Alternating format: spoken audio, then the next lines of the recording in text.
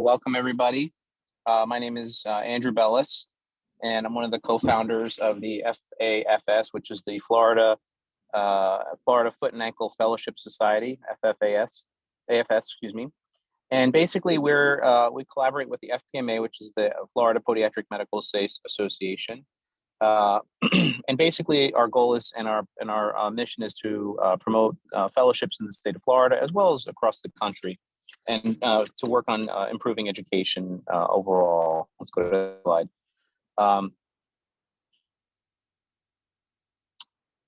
Okay, so the Florida Fellowship Society basically is working with the state to expand training, and one of our missions, and one of our methods of doing that is through this webinar series, and we appreciate all of the fellowships in the state of Florida who have participated so far, and these are a list of them right here. But we've also have been inviting other fellowships from around the country to participate, and we've had some great interest, and we're very grateful for their participation in this venture.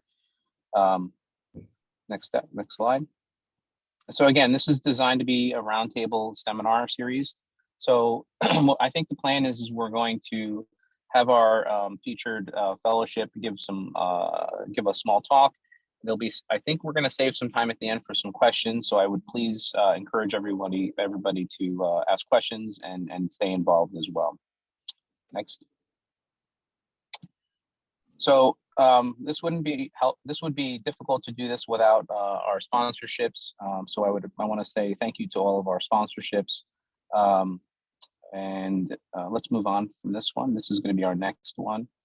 Okay, so today we're very grateful to have where are you going with that one? Okay, so we're very grateful to have the fellowship from the Northern California Reconstructive Foot and Ankle Fellowship Program, Dr.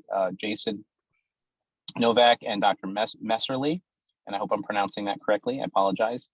They are very active in education and product development, and they're coming all the way from California, or virtually from California. We appreciate your involvement, and I think at this point I'm gonna let you guys take over. Hey guys, how are you? So I'm Collin, or Dr. Messerly, and Dr. Novak's here as well.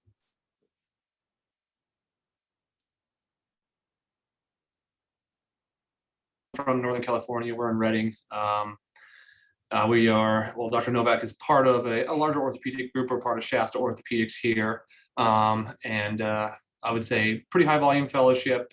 Dr. Nowak is, very big into injuries, like I said, but also very big into education. We work with residents. This is a second year of the fellowship, but I'd say, very big into education. So we're very excited to be a part of this, and thank you for letting us join. If you guys want, I can just get started right now. Yeah, go ahead. I think we're okay to start. Awesome. So our talk is a spin on the Lapidus bunionectomy. So I will say here at Shasta Orthopedics and Dr. Nowak, we're going to focus on the Lapidus. I would say been in fellowship for going on 8 months now, and I would say most of our bunion correction, or a good majority of our bunion correction, do the Lapidus, probably because it's the most consistent in residency in my hands, and then Dr. Nowak in training and throughout the fellowship. So I would say we do focus, pretty big on the Lapidus bunionectomy. So kind of give our tips and pearls in what we think and where it's headed, and kind of the next step is where we're gonna go with this lecture tonight. So, excuse me, Doc. Yeah. I think you're on presenter view. It might be better to show it through a full screen, just so that the audience can see that a little bit easier. Absolutely. Sorry to interrupt. Oh, thank you. I appreciate it.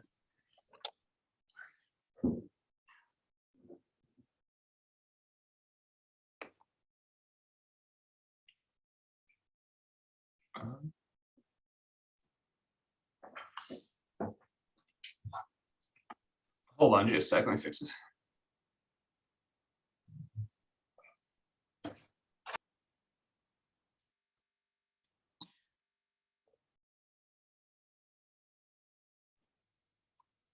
Great. That looks awesome. Thank you. Is that better? You see that? Yeah, perfect. Yes. Thank you so much. Yeah. No.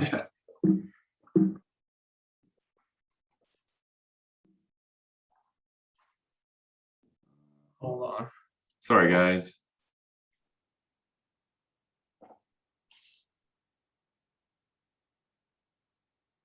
Okay, there we go. All right, so as most of you guys know, obviously we're going to be talking about Lapidus is associated with, HAV or hallux abductor valgus deformity. So it is a progressive structural deformity, obviously characterized by medial deviation of the first metatarsal and some lateral deviation of the hallux. As we know, the first ray is a complex, I'd say complex ray. So it is a multiplanar deformity. So also associated with that, where does the bunion or where does this deformity originate? And there's some theories, we'll kind of get into it, but a lot of it has to do with, as we see, in hypermobility or first tarsal metatarsal joint instability. So Lapidus in 1934, when he originally talked about bunion deformity, he discussed it as a primus varus, as an atavistic trait, and he described it as, well, the primary cause of most bunions, and that's why he chose his procedure and how to address it. So the root cause. So there is no unifying thought on the cause itself, multifactorial, and as most of us see in office, that there is a genetic predisposition. We always have those patients who come through the door and they say that their mom had it or a family member had it. But is there some sort of bone morphology, joint laxity, ligamentous failure, or imbalance, or tendon dysfunction? Or is there a combination of it? Sometimes we see it in the adolescent population. Sometimes it doesn't evolve till later in life. But what is the underlying, cause for essentially an otherwise anatomically normal foot to become so deformed later in life? Or like, as I said, sometimes adolescent, we see it in our children population too. So a thought of it was also some first TMT instability / bunion correlation. So Hansen, in his book in the Functional Reconstruction of the Foot and Ankle in 2000, he talked about one of the most common manifestations, or bunion is one of the most common manifestations of equinus and hypermobile first ray. And he also discusses in his book, that chapter, that a bunion is a symptom of a greatly complex dysfunction. And I think that also speaks volumes for how we treat it. It's not one size fits all. It can be tough. Also in 1935, so back then, hypermobility, as was discussed by Morton, hypermobility in the first metatarsal segment was a major cause of dysfunction in the human foot. However, that's just two opinions. There's also people in another school of thought that don't believe that the TMT is what causes or is correlated with the bunion. As you can see here, Coughlin and Jones and JBJS in 2007, they believe that the bunion is an isolated condition and was not tied to the first tarsal metatarsal joint. So in their study there in 2007, they did, a proximal osteotomy, did not do a Lapidus, did a proximal osteotomy, and they got good to excellent results in 90 to 95% of their patients. So when you see this, when there's different schools of thought, there's going to be different ways to skin a cat or treat the deformity.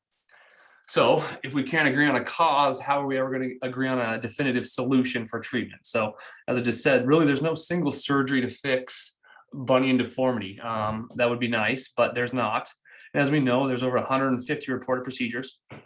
And on average, we use, I would say, 4 different techniques to address the different degrees of deformity. Even here, like I said, we are primarily Lapidus, but we still do some distal work. I would say not as much in our hands, but today, and it's not a point of our lecture, but as you can see, there's a huge popularity increase in the MIS bunions, and that's definitely taken over lately as well. So, as we know, the variety of procedures, you got your distal procedures, Austin, Revierdens, first MTPs. Shaft, we get in, obviously, the scarf, the Lelop, Mao, and then base, we have our oblique, closing base and our opening base. And then as we're going to talk about, and what we do in our hands is the Lapidus. So as I think of bunion surgery, we were just chatting here before I started. We had a Lapidus this morning, and then to follow, we had just a primary total ankle post-traumatic, very straightforward. We were kind of going over it. Sometimes I believe that the bunion or the Lapidus procedure can be even more difficult than a total ankle. I said sometimes these are the most frustrating. They're tedious, and a lot of times when patients come, their satisfaction is if they're disappointed, it's tough. And so I think that bunion surgery can be tough. However, as a foot and ankle provider, we see a lot of it, especially here in Reading in the North State. We I would say get a lot of referrals for this. So in our practice, we see a ton of it, but most foot and ankle surgeons do. So I think it's something we need to be good at, or at least need to be comfortable doing or using in our tool bag. So once we get into it, so where is the problem arising? Is it arising distally, thinking about our chevrons or the head procedures? Is it arising proximally? And then does the severity of the deformity matter? So as if it's I don't know, I've seen some of these, especially these MIS lately. Some of these severe deformities are a large IM, large hallux abductor valgus angle. You can still see that a lot of these people are still attempting MIS, or, if we look at the deformity, where is it originating? And then are they fixing it back proximally at the TMTJ? So if you look at these two pictures here on the right, you can see here, wherever you decide to treat, or wherever you agree, or your procedure, you can kind of see that it changes the core. And we'll kind of get into that. The picture on the left, you can see they obviously did more of a base procedure, and you can see there that it definitely has changed the cora, or I guess now the new deformity where it sits. So the cora has changed. And then when we look at the picture on the right, you can see we have obviously did some sort of distal procedure, and there it looks like we've got reoccurrence. So it kind of depends on where you believe the deformity, and that's what's going to essentially lead to your choice of procedures. But we're not alone. So I think this is an excellent article in FAI. They actually polled 105 orthopedic surgeons on a hypothetical patient, intermetatarsal angle of 20 and a hallux abductor angle of 42. Patient was a 50-year-old female. So out of these, I thought it was very interesting. Out of these 105 orthopedic foot and ankle surgeons polled, 52% of them this was back in 2007, mind you, but 52% elected to do a metatarsal osteotomy, 26% elected to fuse the MTP, and 26% elected to go with the TMT or Lapidus, or what we call the modified Lapidus. So I think, even out of these 105, I still think there's a great variability, and hopefully, I know this is back in 2007, hopefully as we start to transition, some of that changes, but now with the new MIS kick, I still think that's ever changing. And then I like to add that 30% would add a secondary procedure or the Aiken osteotomy. And I will say that we do add that on our consent for all of our Lapidus patients. We do add the Aiken just as a possible as well. So when we get into actually where does the bunion deformity originate, or where does it occur, we kind of have to discuss the cora. So obviously the cora is the intersection of the proximal axis and the distal axis of the deformed bone. It is the point about which a deformity may be rotated to achieve correction. And as we learned in the Dayton, as Paul Dayton's made more popular now, that actually rotation plays a huge component, or as we're seeing in some of the literature, a huge component of the bunion deformity. So looking at these pictures here, you can see, obviously, as we just try to find the cora, and most of these bunions, as we see, if you look at the bisection of what we call, the medial cuneiform, and then the bisection of the first metatarsal, if you agree with the cora principle, and in our opinion, I think that the cora actually is here, or originates at the first tarsal metatarsal joint. So that's where, at least in our hands, we are dictating, or where we're focusing our treatment algorithm on. Once again, so as we look at these pictures again, another good example. So here is your cora, which we believe is at the first tarsal metatarsal joint. But if you do a shaft procedure, a scarf in these pictures, you're changing the cora. So just creating a new cora there on the right, you can see. So we're not actually addressing it at the first tarsal metatarsal. So like I said, in our hands, we are doing mostly the Lapidus procedure. And, with, I guess, in our hands here at the fellowship especially, but we don't do a lot of MIS. We've done some labs, but in our hands, we're mostly addressing the bunion deformity with a Lapidus procedure. So this patient actually is one we're going to operate on tomorrow. She was presented to us from an outside provider. She was sent over because she's a smaller, thinner lady, and she still has a very prominent, first metatarsal head area that she said. So she said she had a previous bunion surgery. According to her, it was botched. So this is what she presents with. Obviously, you can see here she had some sort of procedure. It is shortened, it's elevated, and now we also have a crossover toe, a little bit of arthritis. So our goal is, hopefully, by doing the Lapidus and how we are treating these patients, that we can prevent this, because this is a whole nother set of issues now. So hopefully by addressing the deformity at the cora, we can prevent this. So stay tuned. We'll see how this one turns out tomorrow. So Dayton, he was, and in the Trees group, they were, I should say, they're the ones who have really tried to coin or actually at least start with Akuda using the term or talk about that frontal plane plays a huge proponent of the bunion deformity. So in this article here, you can see that they they talk about changing the term from essentially a 2D term, as in hallux abductor valgus, and then they added the metatarsus primus varus. So essentially bringing light or showing that there is 3 planes of the deformity, so should all 3 planes be addressed? And, I think so, and that's what we believe here, but that's what they are definitely shining light on. There's a lot of good literature out there now that's showing this as well. So Kim in 2015, we'll get into a little more about that, but he showed that hallux valgus is a triplane deformity as well. And to be successful, especially have good outcomes, you must fix the problem in all these planes. Once again, Akuda in 2013 showed that addressing the valgus rotation component of the bunion was integral part to completing the deformity correction. And then obviously Dayton again, achieving anatomic 3-plane correction with the Lapiplasty, obviously that's their coin, but they showed good to excellent results and had a low reoccurrence rate. So this actually just came out this year in FAI. And so what I thought was interesting, so once again, looking at that pronation or frontal plane deformity, 39 patients, they underwent a modified Lapidus, so fusion of the first tarsal metatarsal joint. And they measured first metatarsal pronation angles. They measured them pre-op and post-op. And what they found, which was interesting, is that the decreased metatarsal pronation group had a significantly greater improvement in their patient-reported outcomes compared to the no change group. They also found a statistically significant lower reoccurrence rate.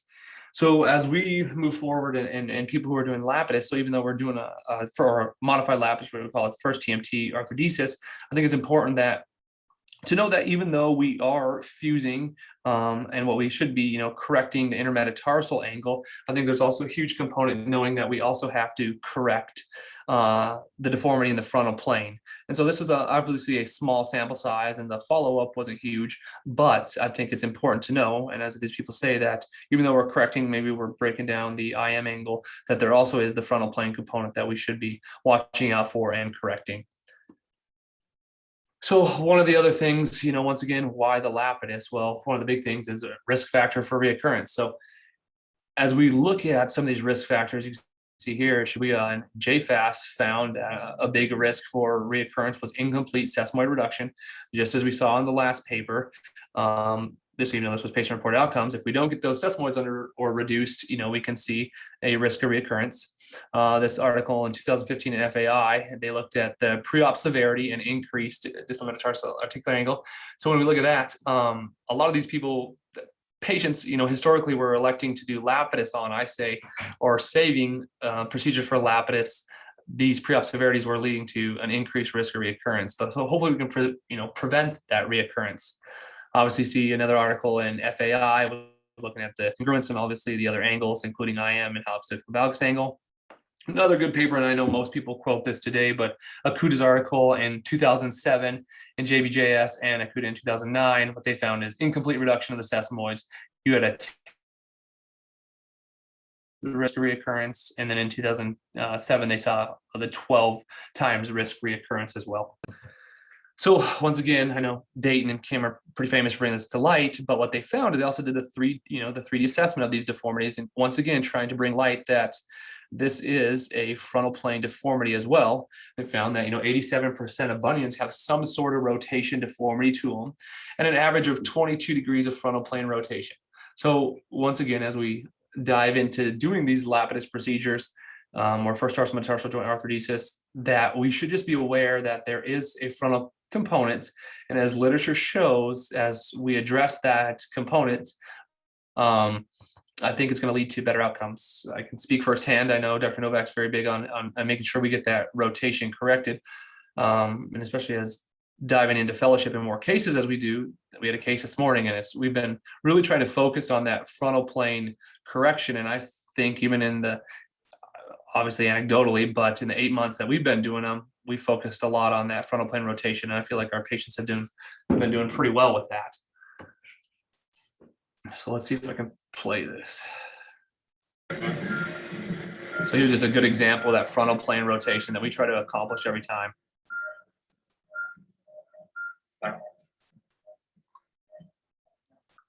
Just going to play that once more.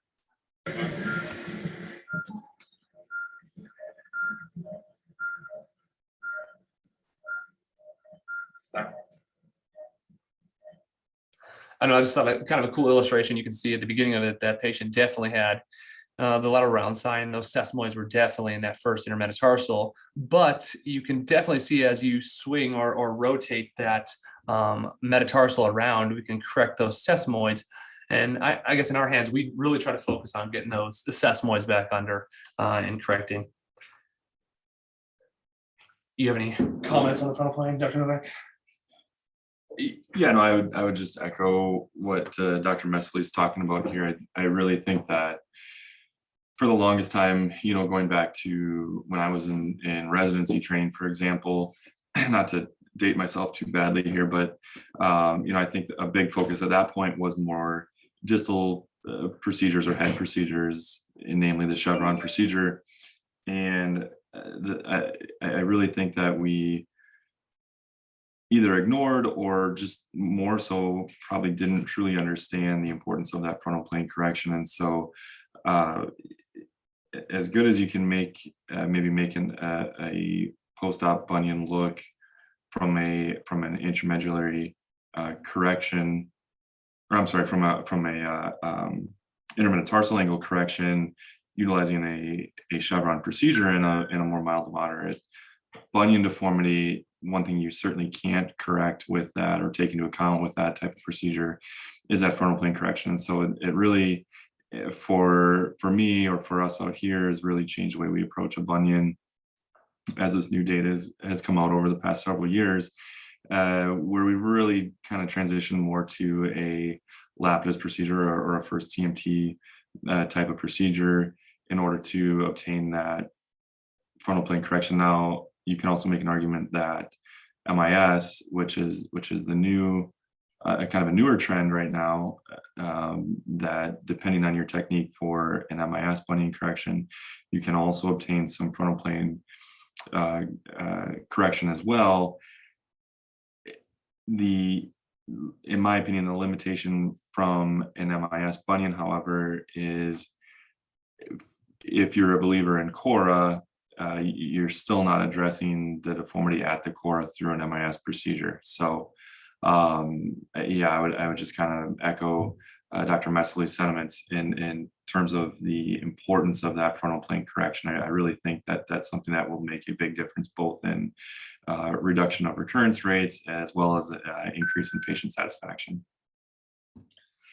So as we talk about, obviously, the Lapidus or the first TMT orthodesis, it was actually first advocated in 1911. However, it was originally described in 1934 by obviously Paul Lapidus, referred to the method of the first tarsal metatarsal arthrodesis as treatment for the hallux valgus deformity. So even though obviously first advocated in 1911 and described in 1934, it's still around today, and obviously it's gaining popularity. And I would say, as you just look across all the different hardware companies, hardware systems, you know, it's not going anywhere. I know MIS is gaining steam for sure, but look at the amount of money that's poured into instrumentation and stuff like that for the Lapidus procedure. So definitely, there's still, obviously we're here talking about it today, so a lot of debate and a lot of popularity for it still. So just to discuss that 1934 technique, it was just a first metatarsal cuneiform arthrodesis plus arthrodesis of the second metatarsal with resection of the first metatarsal dorsal medial eminence and distal soft tissue repositioning. So very common with what a lot of people still do today. I would say a little different is that, you know, his fixation was chroma catgut. Now it's come a long ways from that. And, you know, obviously in the article, there was no operative procedure is satisfactory unless correction of the metatarsus varus primus is accomplished, is what he talks about. So I still think that rings true. And, you know, 70, 80 years ago, he was discussing it. And here we are still discussing it in 2022. So this is another article that just came out in JBJS this last month. And what I found interesting, and as we talk about popularity, really what they were talking about is, one, they're trying to find a proposal for a new terminology, because a lot of things what we coined Lapidus is what people just talk about as a first tarsal metatarsal joint arthrodesis. So they essentially were talking about trying to change the lingo. The reason I threw this slide in there, because I thought it was very interesting to look at all the publications today, and that 399 papers had the term Lapidus inside, either the title, abstract, or a keyword. And then the term Lapidus alone had 65 studies. So all of these studies were technically not describing the original Lapidus procedure, but more so a modification of the first tarsal metatarsal arthrodesis, but still obviously very popular. And it's, once again, I don't think it's going anywhere, and is very common in most foot and ankle surgeons' tool bag today. So what is the advantage to Lapidus? Why are people doing it? So the address, like we just talked about, it fixes the problem, what we believe at the cora. So if you don't believe in cora, we believe that it is actually fixing at the cora, thus creating a longer lever arm compared to the distal procedures. Once again, just like we talked about, it's creating a triplanar correction for the first ray. And also, once again, for restoring that frontal plane rotation and returning the sesamoids to a normal position. It also has the ability to restore that first MTB congruency. You're stabilizing the medial column by increasing the advantage of the PL tendon. So even though most talking about it for bunions more so, but you can still use this in a flat foot deformity as well. And the literature shows a significantly reduced rate of reoccurrence when compared to the traditional head procedures. And here's just some of the HAV recurrence rates of the non-Lapidus procedures. So you can see here, FAI 2019, 73% recurrence with scarf, that's chevron. JBJS in 2015, the 30% recurrence with scarf. FAI in 2015, 64% recurrence with the opening wedge. Akuda, in JBJS 2007, 2009, a 25% recurrence. And then Kotia in 2002, which is a long time ago, but a 25% recurrence with the scarf. So I'm not going to say that all Lapidus turn out good. By no means do they turn out, all of them are perfect. And like I said earlier, I still believe that this is one of the harder procedures. I think it's technically difficult. And we all want patient satisfaction, and we want it to turn out 100% great. But I think sometimes these are difficult. There is a good non-union rate.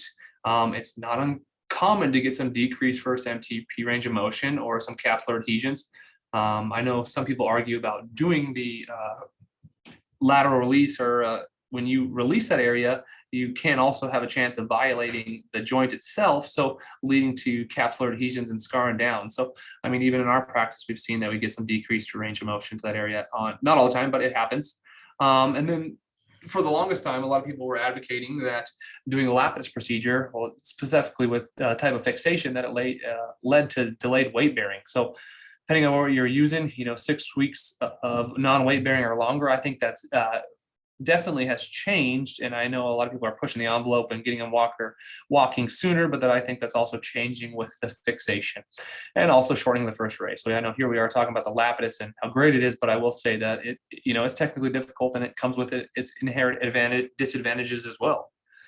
So the Lapidus in our hands, what we're doing it for here, obviously severe hallux valgus, hypermobility or instability of the first ray. Like I said, we're also doing it for a stage 2 flat foot, any sort of first TMT or midfoot degenerative joint disease, or not hesitating to do that at all. And then not uncommon for a symptomatic lesser metatarsalgia too, especially that patient who has subsecond metatarsal head pain, some hypermobility or instability at the first TMT, but most of their pain is located under that plantar first or that plantar second met head area, history of a plantar plate tear or has a plantar plate tear. That's one of our indications as well. So I used this slide from Dr. Perler when we were talking about the Lapidus and moving forward. Well, if you believe in the cora and frontal plane rotation and stuff like that, I think he has an excellent side on talking about where to essentially address the bunion deformity and what to use. So traditional bunionectomies essentially is like you can see here, the leaning tower. If you're addressing it at the distal procedure or the distal head area, I still believe that if you look, the cora now has just changed. So if we address it back at the first TMT, we're essentially, fixing it at its cora.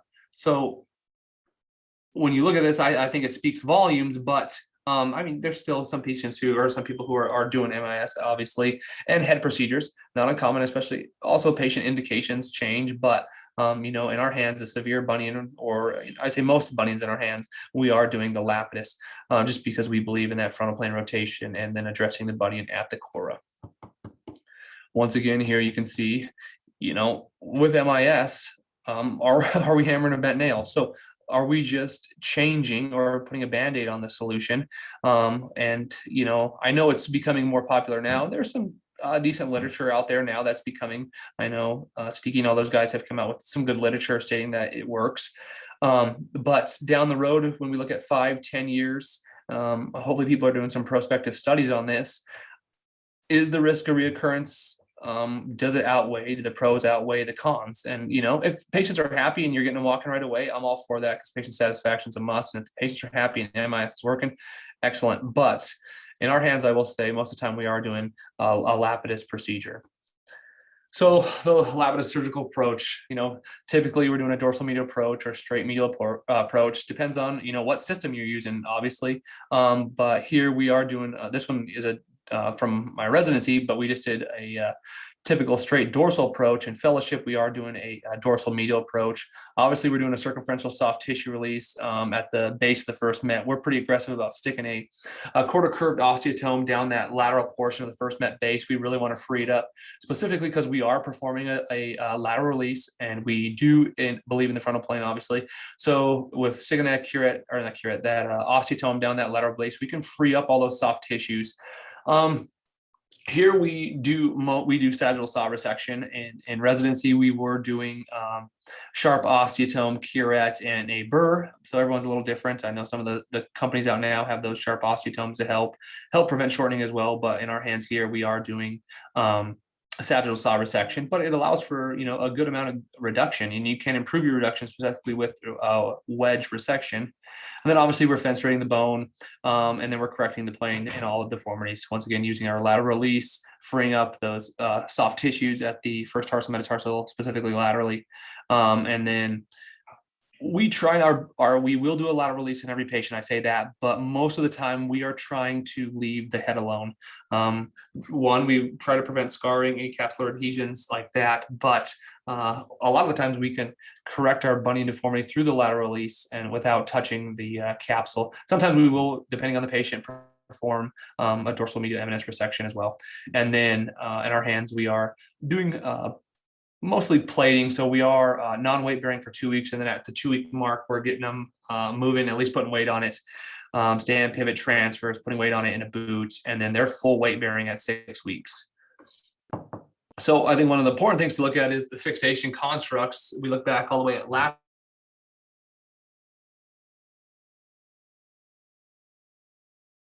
Now, popularity went into crossing screws. We have compression screws with dorsal medial locking plates, with planar locking plates. Obviously very popular now today is also biplanar plating, combination with intercuneiform fixation, second met base fixation. And obviously now there's a huge increase for also that intermedullary fixation as well. So obviously you can see here, I would say we definitely have evolved and from where we are today. Once again, started out with suture. Now it's going to external pins. And then, I still think it's going to change as we move forward. But I would say there's definitely a huge evolution in it. But mostly I would say a lot of this was geared at one stable construct, because a lot of from the external alignment or external pins in the chromocat gut, there was a huge push, one for bone healing to make sure we had significant compression leading to decreased non-unions. But I know in recent literature, I know Dayton and his groups talked a lot about it, that compression is great, but that the bone will heal, especially secondary bone healing, without significant compression. But I would still say there has been a huge evolution in fixation. And we kind of look at this. So the group out of OFAC, they had looked at crossing screws versus locking plates. They had 96 patients with cross screws, 47 with the locking plates, and they found a significant difference in full time to weight bearing in favor of the locking plate. One I think is even more significant is the union rate, 89% in the cross screws group and 98% in the locking plate group. So in their conclusion, they found that when using a dorsal medial lock plate with or without leg screw. It led to a superior rate of union compared to the standard cross screw constructs, while allowing earlier return to weight bearing. I would say in residency, Dr. Kelly, my residency director, I would cross screws for everyone, but I would say one of our biggest hangups was the weight bearing. We would wait a full 6 weeks of non-weight bearing. Recently, he has transitioned, and I will say we are doing more compression screws with a locked plate as well, and we're getting those people walking at 2 weeks. So I will say evolution of fixation definitely has changed. I think just here talking about showing some other articles. Saxena compared the outcomes of a cross leg screw versus fixation with a locking plate and plantar leg screw. The only difference they found was early weight bearing and no complication rates here.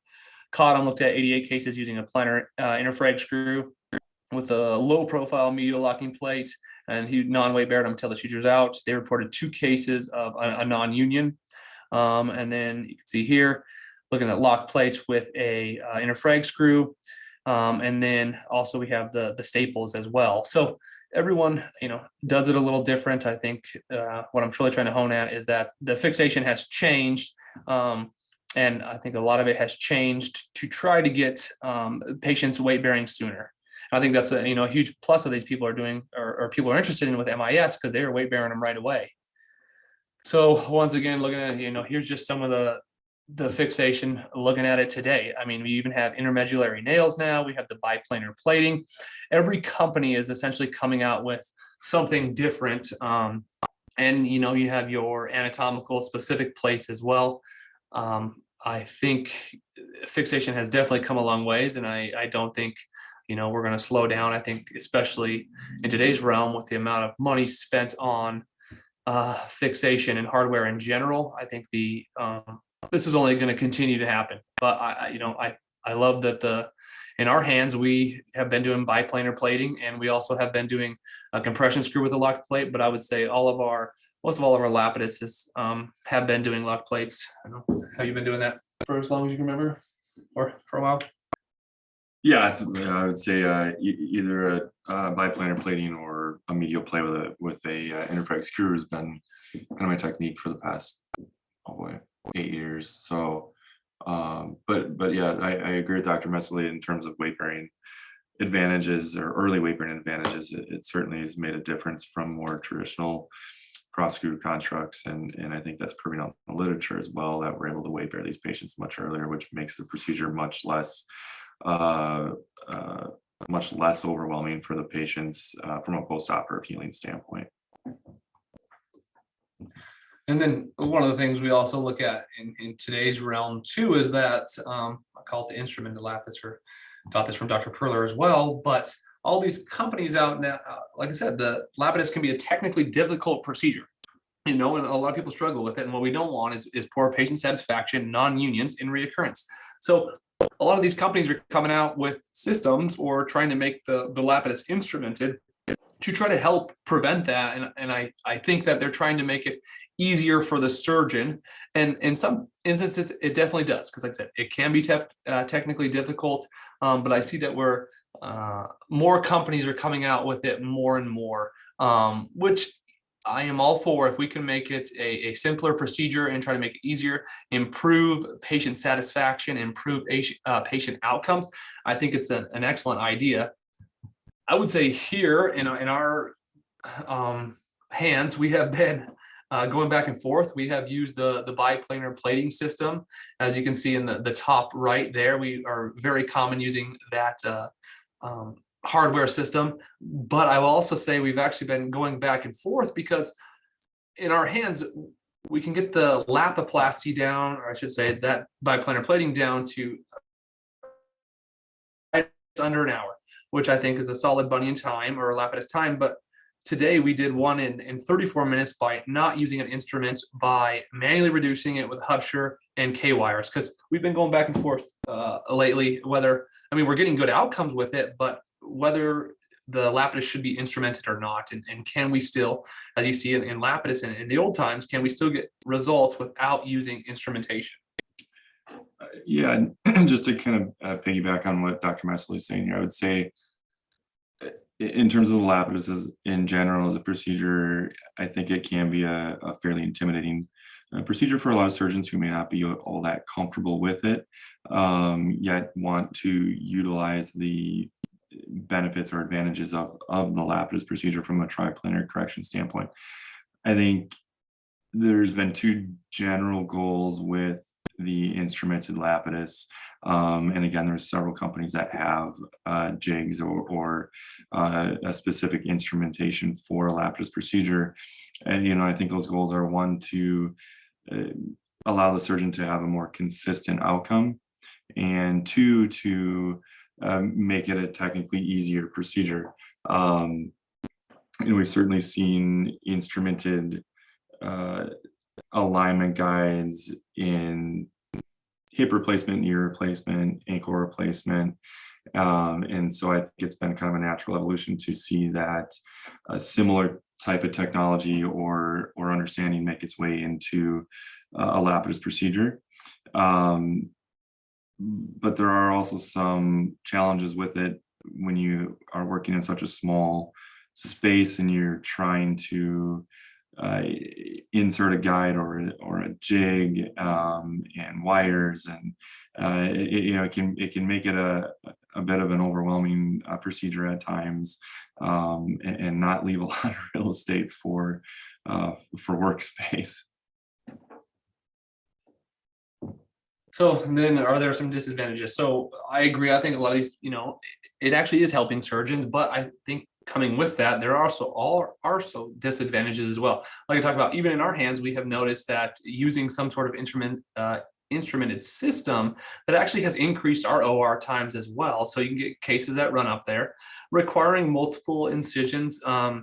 I think the big movement and the nice thing about MIS is that there are minimal incisions, minimal suturing, and decreased soft tissue swelling. So with these big incisions comes, I will say, swelling. So sometimes we do see that, the patients are complaining, and then in poor wound healing issues, specifically with multiple incisions, and depending on the patient body habitus, comorbidities, and all that.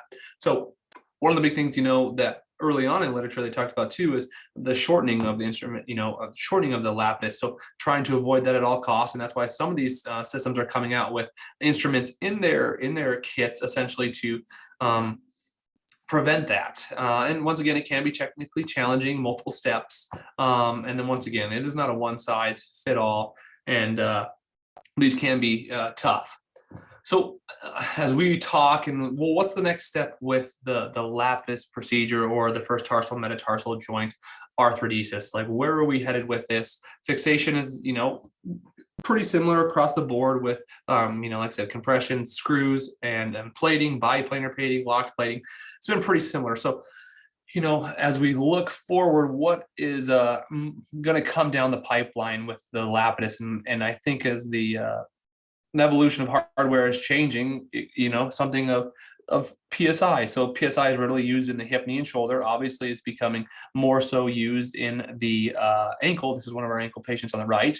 It produces a reliable intraoperative achievement of preoperative planning goals. So can we do that in a Lapidus? Can we have a plan and execute it and give the patient benefit?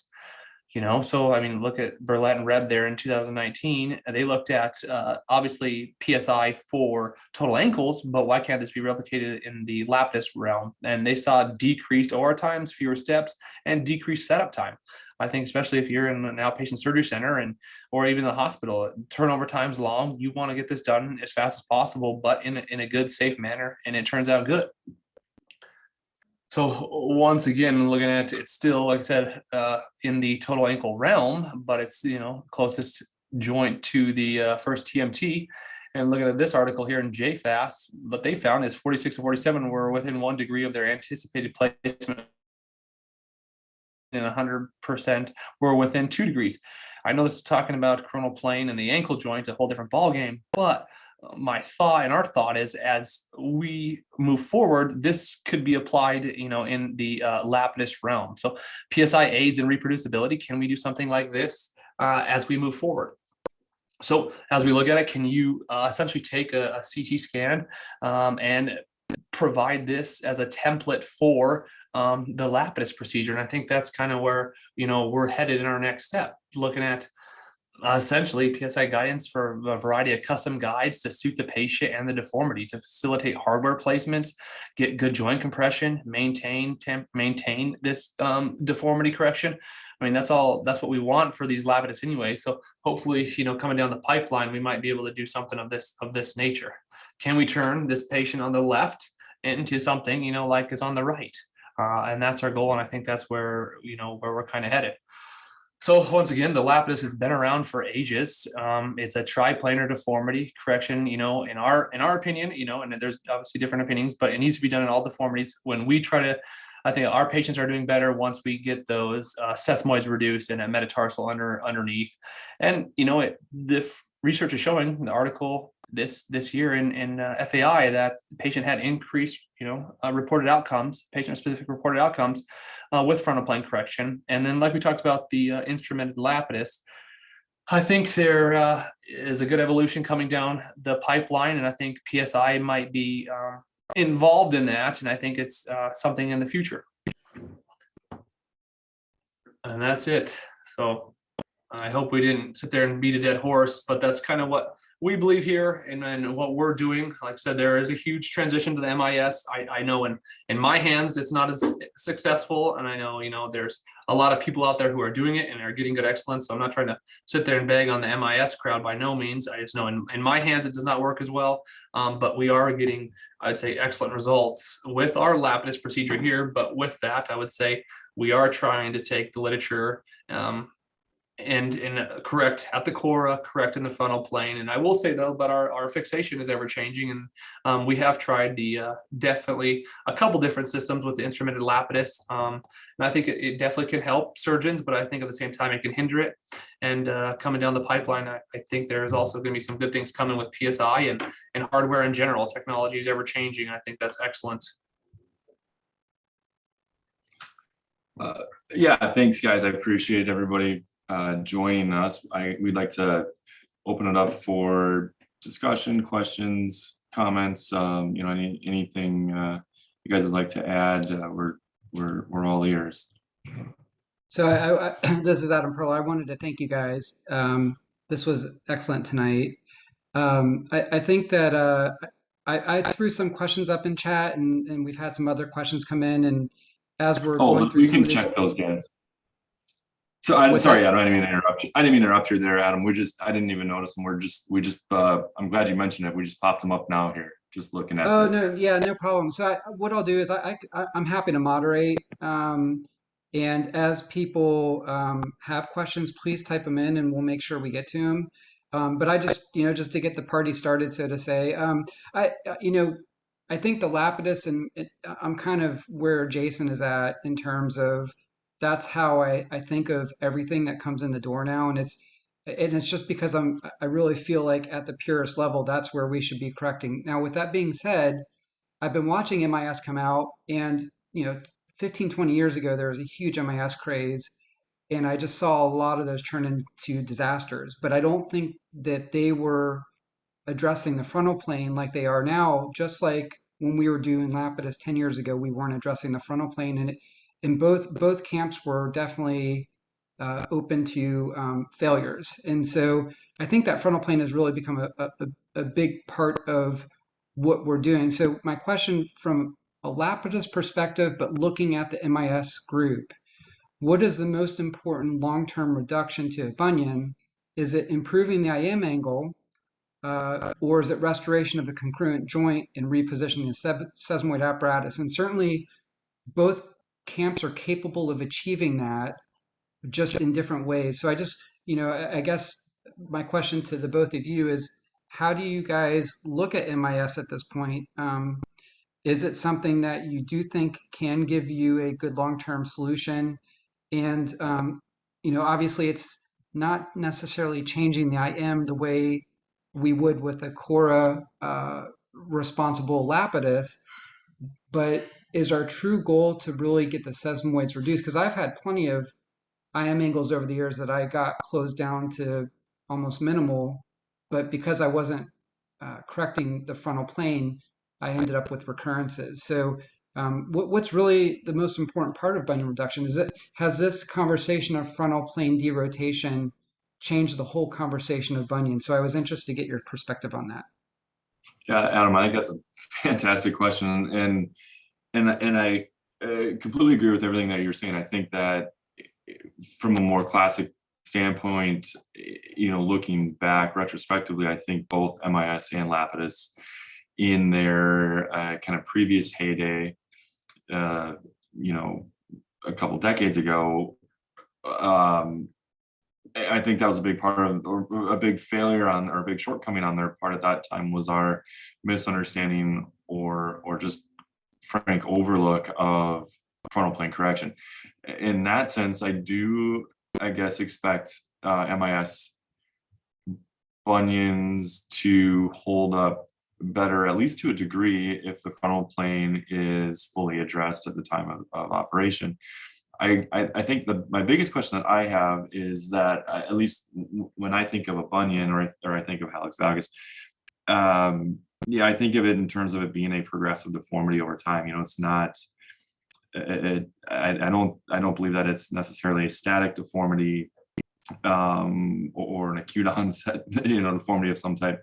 And so I still do believe that the first TMT joint is playing at least some role in that deformity occurrence. And although you can achieve triplanar correction through MIS on the table, I do worry that 5, 10, 15 years down the road, is there some further progression due to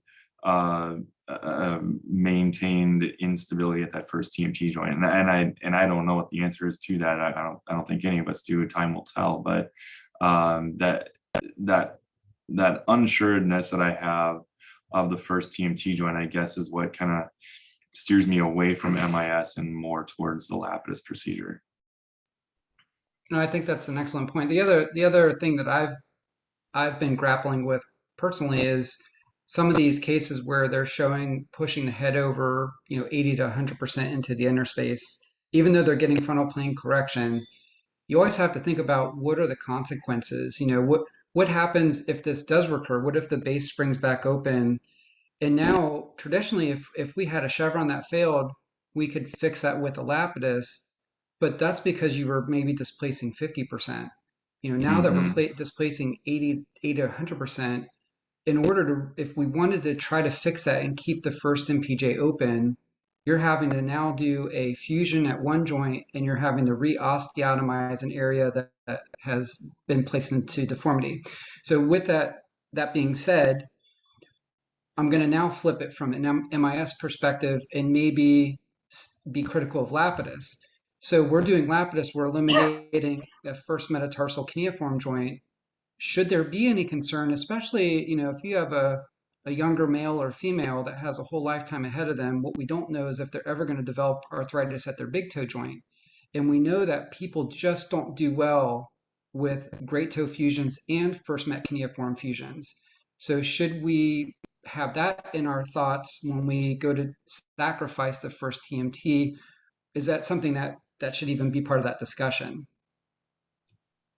Yeah, I think that's a valid point too, Adam. I agree. I think it is something that's worth, at least having some discussion with a patient about, or giving some strong consideration to.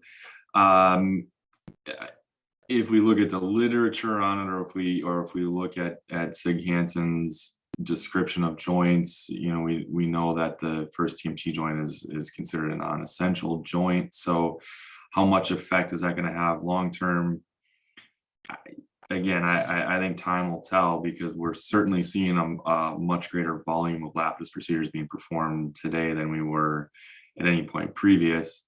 And I will say that I do think position of your plays a big part in that. So I think if not only in the transverse plane, which is what we're looking at, in the OR, we're continually looking at AP fluoroscopic imaging, but I think looking at sagittal plane imaging is just as critical as transverse, plane correction. So I think it's very easy to finish a Lapidus and look at that IM that you corrected and the frontal plane that you corrected, and pat yourself on the back as you walk out the room. And it's very easy to overlook either a dorsiflexed or plantar flexed, and I think honestly more so plantar flexed first ray, that can lead to some pretty significant consequences post-operatively in terms of first MTP pain, sesamoiditis pain, things of that nature that I think are really easy to overlook. And so I have the same concerns that you do, Adam, with fusing or potential concerns with fusing that first TMT joint, and what ramification does that have long term for a younger patient. But I think almost more so, I worry about sagittal plane position of that head or that first MTP joint as I'm performing the Lapidus, and I think that may play a more immediate role in outcome. So I'll take it one step further. So we were talking about, and I agree with you on that. I still am leaving MIS open, and I have done some MIS cases and have been happy with the results. And I kind of let the patients steer the direction, because a lot of them are doing research online, and it's really interesting what's happened in this industry, because it used to be that patients would come to the doctor and say, okay, I have a bunion, you're the expert, tell me what I should get. And now we've had kind of a reversal where there's tail wagging the dog marketing. Patients are finding out what procedure they want first, and they're driving past all these offices to go to the one or two doctors that are listed on that particular procedure's website. So it has changed the landscape a little bit. But we were talking about the first TMT fusion. You are sacrificing a non-essential joint, and one of the things that we're going for is a reduced IM angle and reduced frontal plane rotation long term. What about the idea or concept of bridging over to the second ray and maybe sacrificing some of the function of the second metatarsal or the intermediate cuneiform? Is that something that you guys routinely incorporate? And is there any concern for doing that if you do? That's a great question too, Adam. I think in my hands, that's something that has kind of been an evolution of sorts as well. I would say 4 or 5 years ago, that wasn't something that I would routinely do. I would say it's something that I much more routinely will utilize nowadays.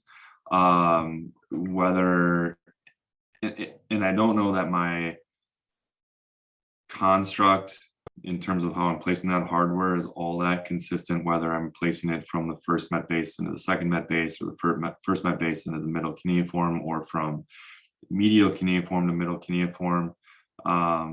That's been it's certainly been something that we've been paying a lot of attention to.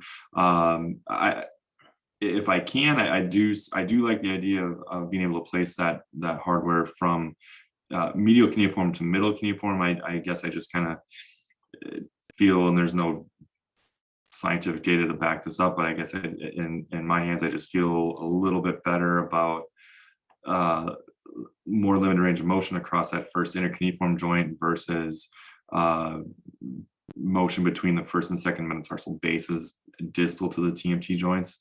And in doing so, I will frequently, if I'm using a medial locking plate, I'll typically, or I will frequently run those proximal locking screws from medial to lateral across them or through the medial cuneiform into the middle cuneiform to maintain some of that intercuneiform reduction, so to speak. But I agree. I mean, you're certainly starting to involve or violate more joints, and so what effect is that going to have long term? Is a great question that I just we don't have an answer to that yet. Those were some of the questions I had. I did get a question from Dr. Brad Lamb. He was asking about non-union rates, and if we see that some of the newer hardware is having an positive impact on non-union rates. So I guess the advancement in some of the plating systems, and then also just whether or not, I guess, addressing potential for non-unions what are you guys doing biologically? Are you just doing the subchondral plate fenestration, or are you guys incorporating any sort of biologics, whether it's autograft or allograft? Yeah, Brad, that's a great question. And I think when we look at all of these different different companies coming out with Lapidus jigs or instrumented systems, they're very flashy, and they're fun to use and fun to talk about. But at the end of the day, there is absolutely no substitute for good arthrodesis principles, right? And so we know what those 4 arthrodesis principles are, and if we're not following those, I don't care what hardware you use or what biologics you use or what post-op protocol you use or whatever else, it's not going to fuse. And so I think as soon as we lose sight of that, we're really kind of treading into some water that you don't want to be in. So I think first and foremost, that has to take precedent. After that, as long as you're maintaining or abiding by those principles or foundations. In my practice, I don't use a lot of biologics for a Lapidus in particular. I will, kind of depending on patient's age and comorbidities, I will use autograft, whether I take it from the calcaneus or take it from the tibia. For my bigger hindfoot or kind of multi-midfoot fusions, I do harvest a lot of tibial graft. For Lapidus, so calcaneal autograft it gives you great plenty. And so if I'm looking for any biologic, I'm typically just going to get it right from the patient's heel. And then let's see. Dr. Cottom was just, I guess, inquiring about the different instrumented Lapidus systems, including Treece. Are you guys experiencing a lot of shortening compared to doing the manual method of joint preparation? And I guess if you do, how are you addressing it? Are you putting a lengthening graft once you get your angles out, or are you looking to your second metatarsal and shortening the second metatarsal? Yeah, it's a great question. I guess practically speaking, in my practice, it's hasn't really proven out to be much of an issue. Do I get more shortening using an instrumented system versus doing it manually? I think it depends on the system that I'm using. I think some maybe offer less shortening than others. But I don't know that there's a great difference. I do, if I'm doing it manually without an instrumented system, I'm still going to saw resect the joints. So I'm probably shortening it a touch more than somebody who's not saw resecting it, certainly. But has that proven out to be an issue for me post-operatively from a practical standpoint in my practice? I would say not really.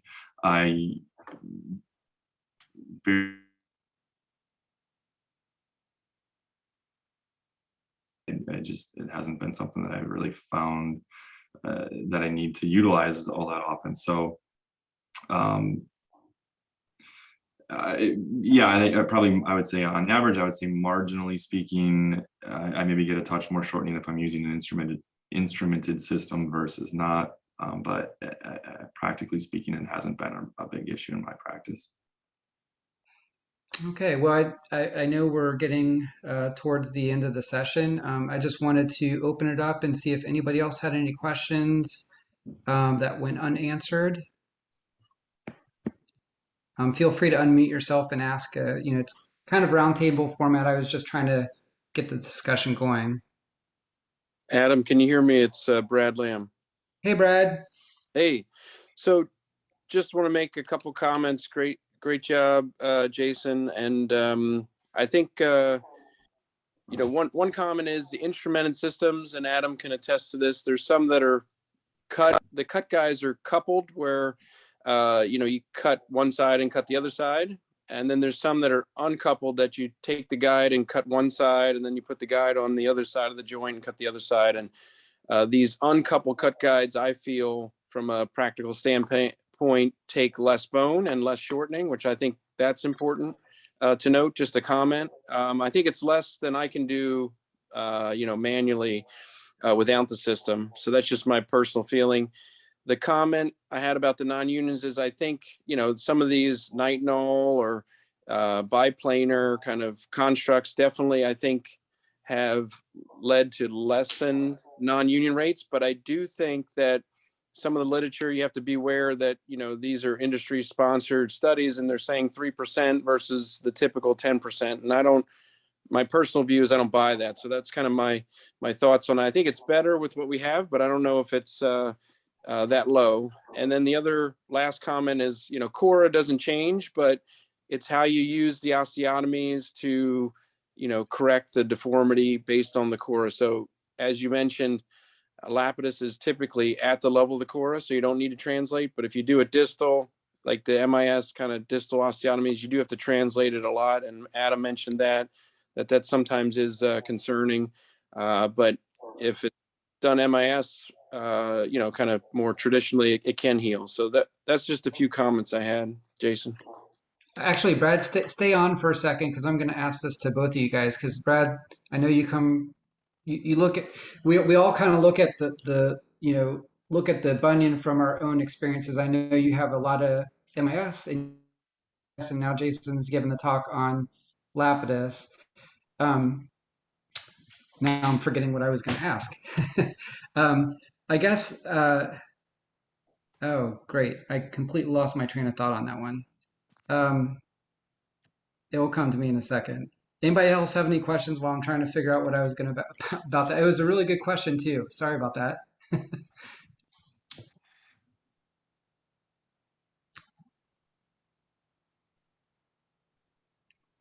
Dr. Lamb, in your hands, what are you doing most often? Are you doing a Lapidus? Are you doing Yes, I'm still, I trained in Pittsburgh. We did a ton of Lapiduses. So I do believe in the Lapidus. I really like the Lapidus. But I think in my hands, I'm doing more of the, distal MIS type procedures, not the traditional burr, which I think my opinion is that's gotten us in trouble in the past. I just use a, either osteotome or a saw. And, but I think, the fixation is better. You can get the rotation because I make a transverse cut. So I do like the distal, more MIS approach, osteotomy correction. And I do think it stabilizes some of the medial column if you get it reduced well. And I think you can get the rotation. I feel like you don't have to rotate as much distally as you do proximally. So I've kind of noticed that as well, that, they're talking about, 20 some degrees of rotation with the Lapidus. I don't know what you find, but I don't feel like I need to rotate it that much when I do my Lapidus derotation. But distally, I have to do less rotation to get the correction. So that's kind of my feelings on, how I approach it. But as Adam said, you have to talk to your patients and kind of see what works best for them, as well as what you feel might work best for them. Okay, I thank you, and that did bring up what I was trying to think of.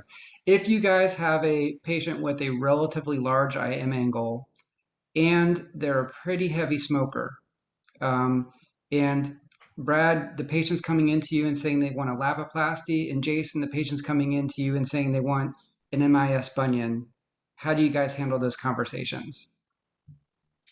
And in that particular case, do you favor one versus the other? Oh, so you're saying it's a smoker that, has a bunion basically? Yeah, large IM angle bunion, kind of challenging, whether it's osteoporosis or smoker, a little bit of both. And for you, because you're more MIS guy, they come in asking for a Lapidus or one of the, the 3D bunion reconstruction. And then for Jason, who's more of a Lapidus guy, they come in and they've read all about the MS and they're pretty convinced that that's what they want. How do you guys handle that conversations, knowing it's kind of challenging what your core thoughts are, but also you have the problem with their potential healing? Yeah, stop smoking, right, Jason? I was going to send mine to Brad. But yeah, definitely. Yeah, I agree. I think. Go ahead, Brad. Oh yeah, I think, first off, I would tell them that any procedure that they choose is, soft tissue and bone risk of non-healing. So I think you got definitely have that conversation first. I personally am not somebody that says, "Oh, I'm not doing surgery on you." That's just, how I've been. But I know some docs will say, if you're smoking, I'm not going to do your surgery.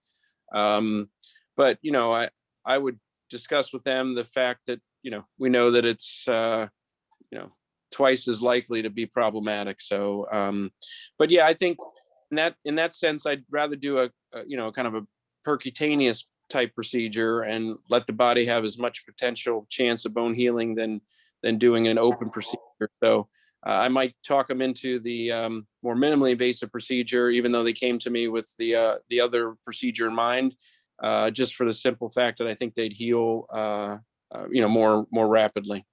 What do you think, Jace? Yeah, I agree with you, Brad. I mean, I would, as best I can, I'd try and twist that patient's arm to quit smoking beforehand, regardless of procedure choice. But if they're not, yeah, I would probably try and steer them more towards a percutaneous type of procedure. Less periosteal stripping, less soft tissue devitalization. There's certainly advantages there from a healing standpoint, or maximizing their healing potential, given their already decreased potential that they have. So we just actually as we're talking, we got one more question in from Dr. Is it Gulati? Is that how I'm pronouncing it? Amar Gulati. So basically, thoughts on patients who present with a severe IM angle, a hypermobile first TMT, but also arthritis or painful first MPJ. Where would you go with this? Would you go with an MPJ fusion? Would you do, minimally invasive procedure, or would you go towards Lapidus?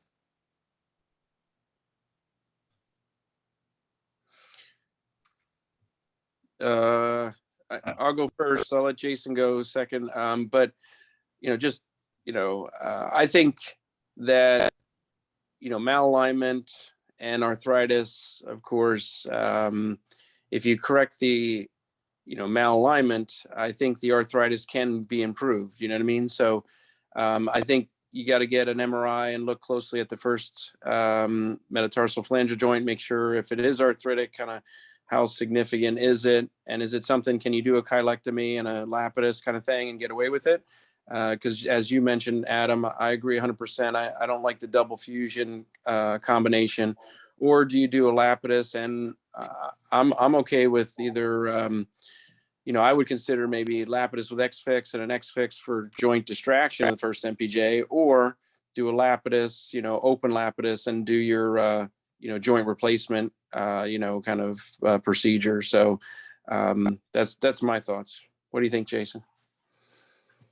Yeah, I mean, I don't disagree with any of that. I guess in my hands, I guess gun to my head, if I had to pick my favorite, bunion correction procedure, it's a first MTP fusion. But so I would have a few questions for that patient. I guess, maybe they have arthritis, but how good is the range of motion at their first MTP joints, and how painful or how significant is their hypermobility at their first MTP joint? I mean, we know that, and actually, academically speaking, obtain 6 and change degrees of correction in the IM angle with a first MTP fusion. But I completely agree with Brad, with you, in terms of a patient with first MTP arthritis and a large IM angle. I do think that patient's going to, on average, see some benefit, not in the improvement per se at their first MTP joint, but an improvement in functionality and pain at their first MTP joint by a better aligned first ray. And so I don't have any problem with, starting there, so to speak. And there's certainly a lot of things we can do adjunctive wise at the first MTP joint, whether it's a distraction type of procedure like Brad was talking about, or getting away with a chilectomy at that first MTP joint. But I would, that would kind of be my approach on that, or the way I would tackle that. Well, that's excellent. I think we can pretty much wrap it up at this point. I wanted to go back and first of all, thank everybody for tuning in tonight. Brad, thanks for hopping on and going in the limelight, pitting the MIS against the Lapidus. That's always a really good debate. And I would say that this debate is going to be ongoing, and probably every year we'll be able to look back and give more information, and the argument might go one way versus the other. I'm still trying to wrap my head around the MIS camp. I've definitely been more open to it, and I've been doing a little bit more of it. But yeah, it's an interesting topic for sure. And I think all of us who've been doing bunions for greater than 10 years have all been a part of the old bunion systems that just completely left us without the results that we were looking for, and left a lot of patients in need for reconstructions later. So I think this has all been very positive from the MIS viewpoint and from the Lapidus, that we have figured out this frontal plane thing. And that goes back to research by Larry DiDomenico and then Paul Dayton, and these people who back in 2013 and 2014 started to say in their lectures that we were missing something, and we certainly were. And I don't know about you, but the very first video I saw, I think it was on the Tree site, of them taking a basic steerage pin in the base of the first metatarsal and rotating, just like Jason showed earlier, or Collin showed earlier in his presentation, that how amazing it is that you can roll that metatarsal right back into place. So the fact that both of these techniques are addressing that, I think it spells a much better outcome long-term for our patients. Which one ends up being the best? I think it really is patient dependent. And a lot of times we just have to do a good job of listening to what our patients' needs and wants are, and educating them, and then going with what we feel is best in our hands and best for that patient. But thank you guys. The other thing I wanted to mention is that the sponsors for the series in general, we've been very, very thankful to all of them. They've made this series possible. The Florida Foot and Ankle Fellowship Society wouldn't be in existence without industry support. So, please, make sure, if you haven't learned about any of the products from these companies, spend some time getting to know them, because they have a lot of interest in what we're doing. And I think we should have interest in what they're doing, because they are supporting us.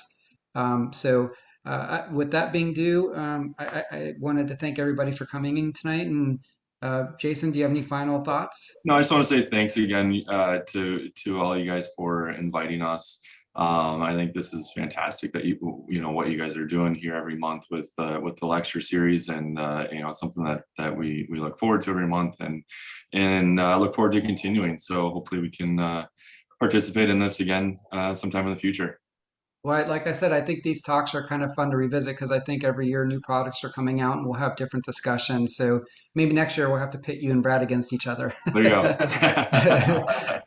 And Collin, excellent job tonight. It takes a lot to step up on a podium like this. Is a little bit different than being at a meeting where you can read people's faces. But Collin, you did a great job, and thank you both. And we look forward to next month's meeting.